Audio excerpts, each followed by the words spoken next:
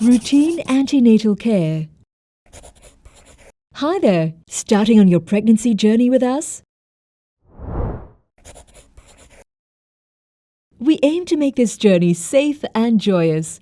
This video aims to give a broad overview of pregnancy care and what to expect during these 9 months. This will include the frequency and purposes of antenatal visits, investigations that will be performed, vaccinations offered, as well as the screening tests available. This video covers the process of antenatal care till delivery, and the information applies to low-risk pregnancies. If your pregnancy is deemed to be of higher risk due to pre-existing or newly diagnosed medical conditions, you may need to attend the clinic more frequently, and the care plan will vary accordingly. The aim of regular antenatal care is a safe pregnancy and delivery for both you and your baby.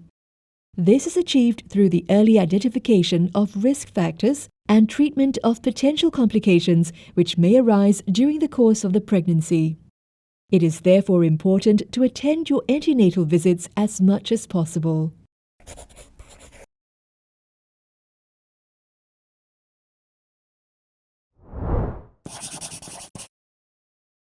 During your first antenatal visit, the doctor will ask you several questions which are important in identifying factors which might increase your risk during pregnancy. This allows early intervention and referral to the appropriate services if necessary. Here are some examples of questions that you might be asked during the consult. Please volunteer relevant information about any medical, genetic conditions that you or your family members may have. After the doctor has taken a history from you, he or she will proceed to examine you.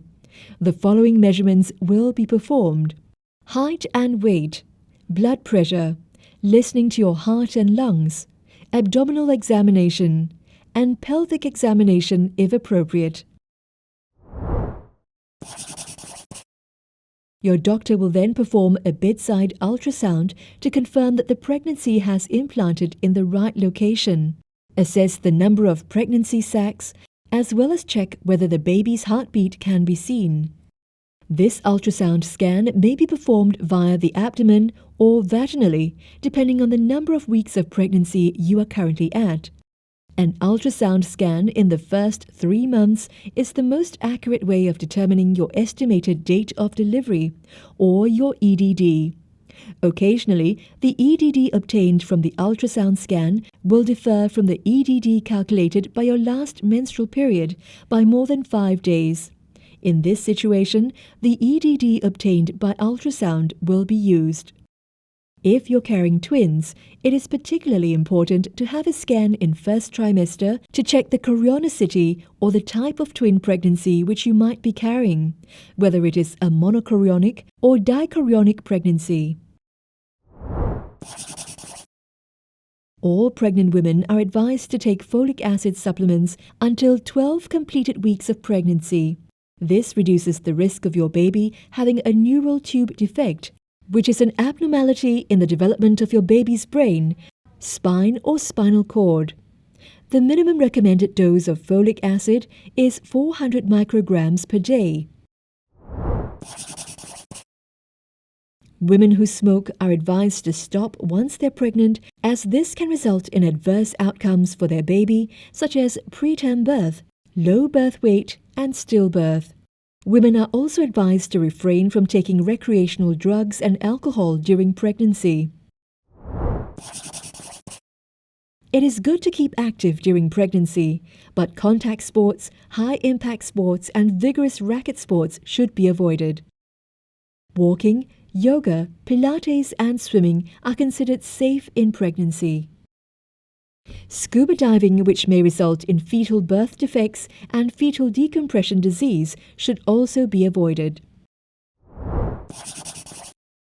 During pregnancy, women are advised to eat food that is freshly prepared and maintain a well-balanced, nutritious diet.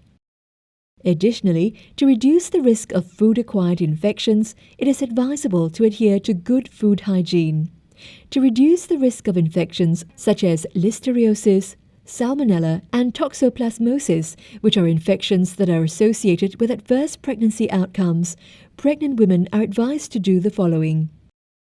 To reduce risk of listeriosis, drink only pasteurized milk.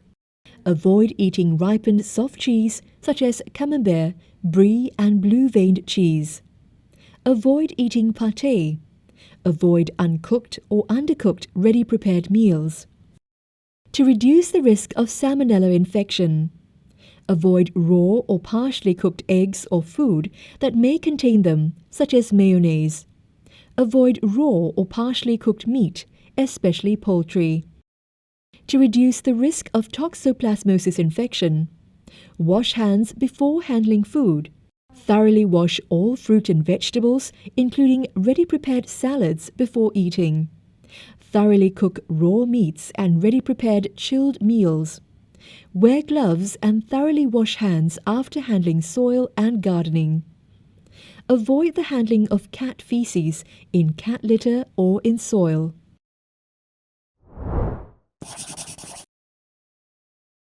Few medicines have been established as safe to use in pregnancy. Paracetamol or Panadol is considered safe and may be taken in case of fever and headache.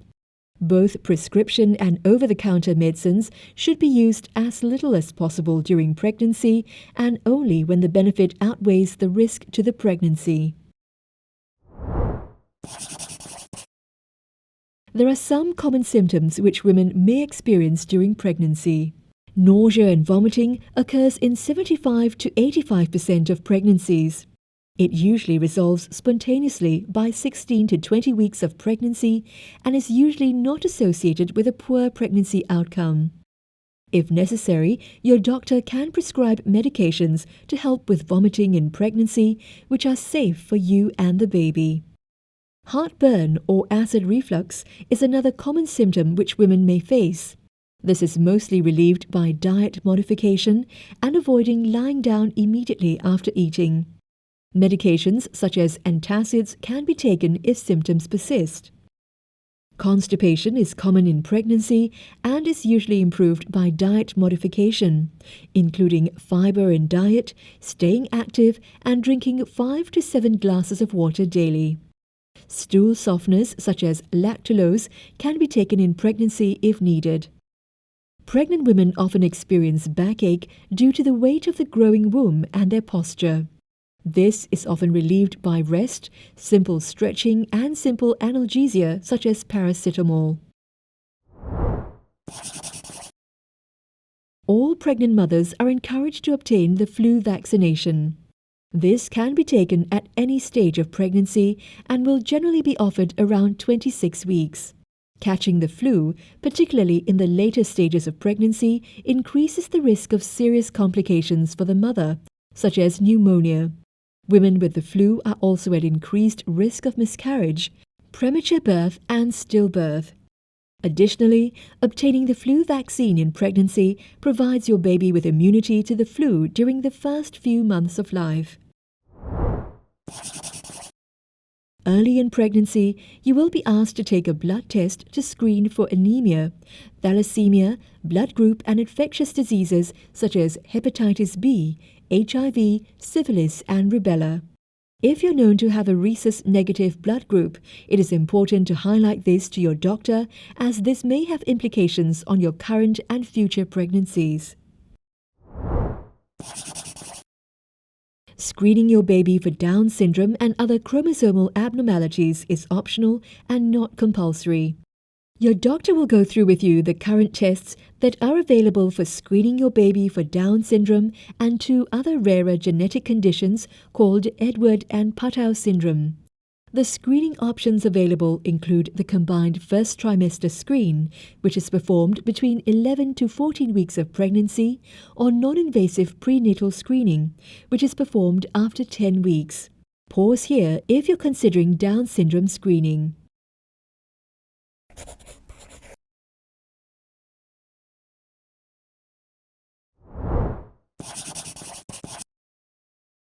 A detailed ultrasound will be performed for your baby between 20 to 22 weeks of gestation.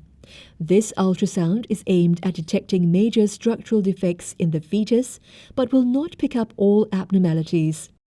If any structural anomalies are identified, then you will see a maternal fetal medicine specialist, and further counseling and testing will be offered to you.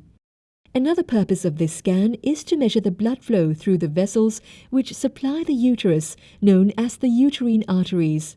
This is to determine if you are at an increased risk of intrauterine growth restriction, a condition where your baby does not grow as well as expected, as well as preeclampsia, which is a condition that can develop after 20 weeks of gestation. If you're found to be at an increased risk of developing these conditions, your doctor may commence you on low-dose aspirin until 36 weeks. The frequency of your antenatal visits will depend on whether your pregnancy is deemed low or high risk. If your pregnancy is progressing smoothly and you're in good health, you may not be seen as often as someone who needs to be monitored more closely. In general, you will be seen in the clinic every 4 weeks until 32 weeks, then every 2 weeks until 36 weeks. Clinic visits will then be once a week until delivery. During your antenatal visits, the following will be performed: urine test, blood pressure, and weight measurement. Fetal growth by measuring symphyseal fundal height, abdominal examination to check the fetal lie and presentation, and also listening to the fetal heart.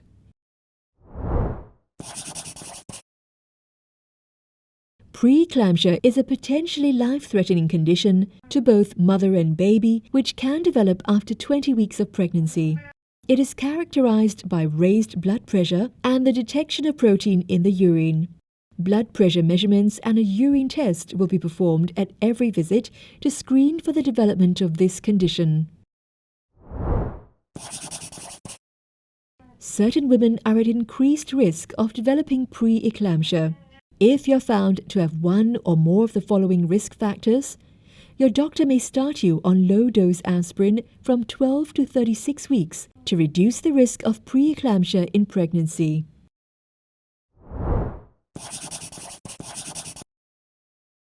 It is important to note that the symptoms of preeclampsia can develop at any point during the pregnancy.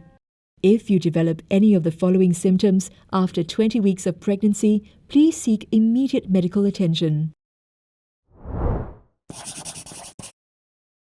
All women will be asked to take an oral glucose tolerance test between 24 to 28 weeks of pregnancy to screen for gestational diabetes, which occurs in up to 15% of Southeast Asian women.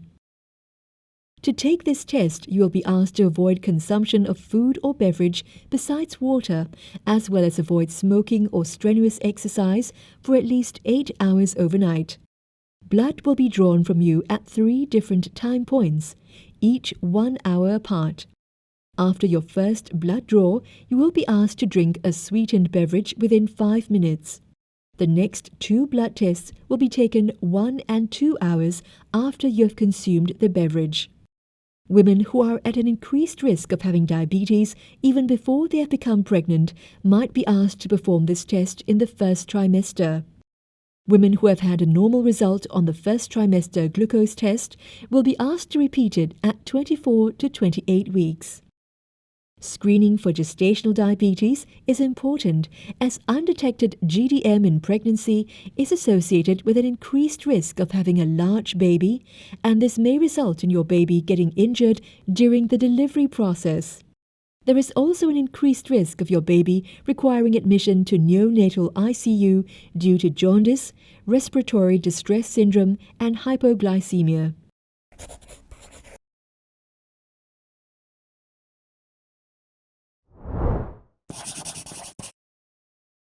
In Singapore, a scan in the 3rd trimester is routinely performed to assess your baby's growth.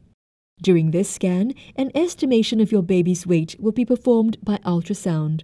This scan will also assess the fluid level around the baby, the blood flow in the umbilical cord, as well as the position of the placenta and your baby.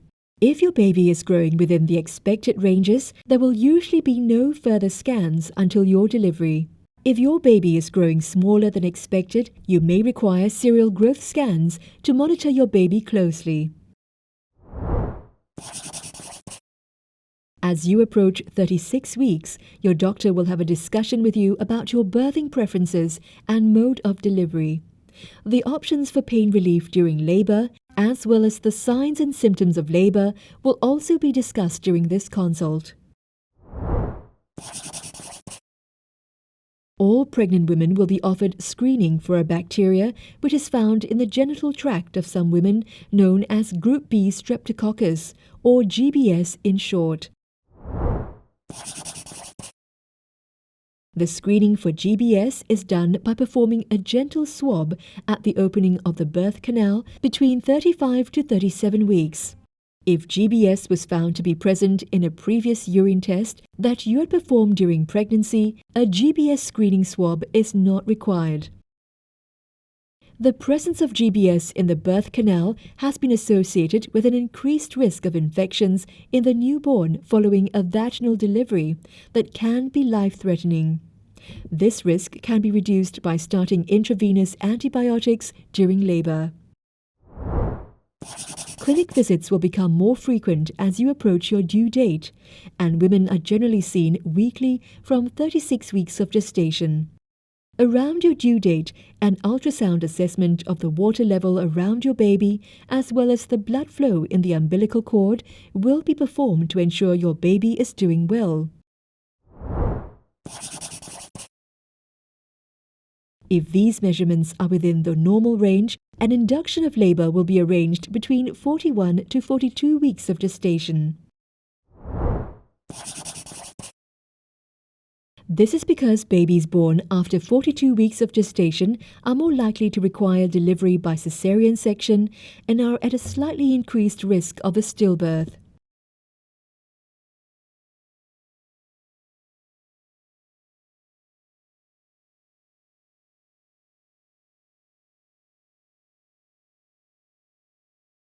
We hope that this video has helped in outlining your pregnancy journey with us. Please approach your doctor if you have any questions regarding your pregnancy care.